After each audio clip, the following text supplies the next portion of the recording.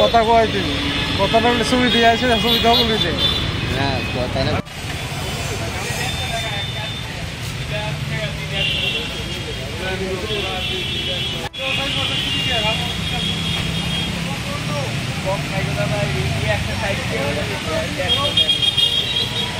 Rate তো এখন মাত্র নতুন স্টার্ট হয়েছে, একটু বেশি রেটটা এখন আর কিছুদিন পরে কমে যাবে আর কি, এখন একটু বেশি চলতেছে।